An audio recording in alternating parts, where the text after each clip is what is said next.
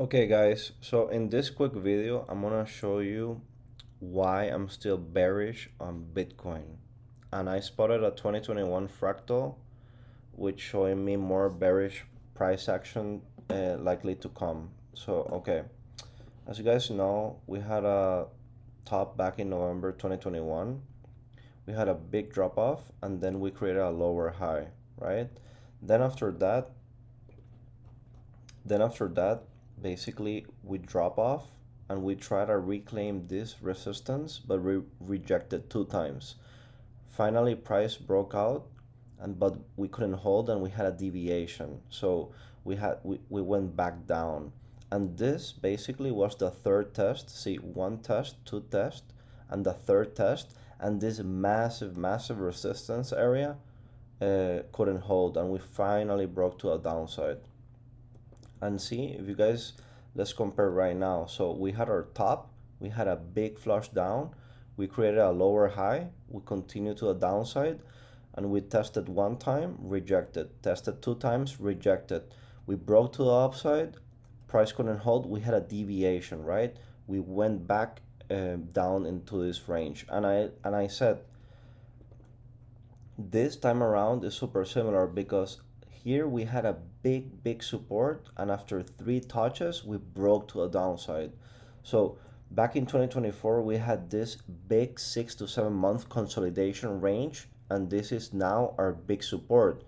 But on February we touched it the first time, right? We were not just gonna like slice through after a 50% drop and slide through, and because we had a strong support here. So when we had our first touch, second touch, like third touch, right, this is getting weaker.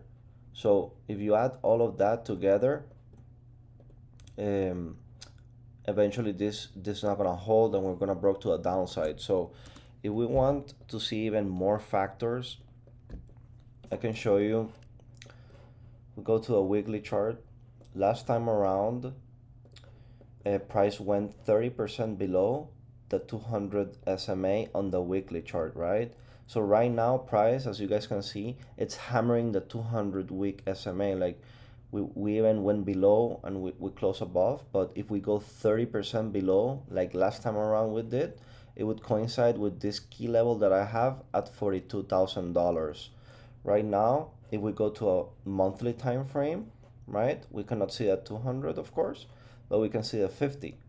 And we had the same thing. Price went below the 50. Last time around, we went, yeah, like 29%, whatever, right? If we take the measure moved, it would align us in the same area. So that's another factor. Another thing I have been talking about since Bitcoin was at 100K was that my base case scenario is that this is the first time around Bitcoin will have back to back two red yearly candles in a row, right? So that's my base expectation. We go to a prior cycles and we do a measured move, right? So from the 2017 top to the low, we had an 83% pullback percentage wise. From the 2021 top to a low, basically we had a 76% drop to a downside. And if we even get, let's say, over here to this level, that would be a 65% drop to a downside to get to 43,000. So the same way we have had diminishing returns, we're seeing diminishing losses. So even a 65% pullback will be way less than prior to cycles. So this is not out of the question, right? So another thing that I'm seeing as more potential downside, right, is we talked about the SMAs now. Now I'm gonna talk about the EMAs. So if we go to a weekly, right, basically here we never had the death cross, which means um, the shorter SMA going below the more longer term SMA, right? So in this case, I had here the 50 and the 200, right? So here I anticipate this time around the one in in yellow goes below the one in blue, right?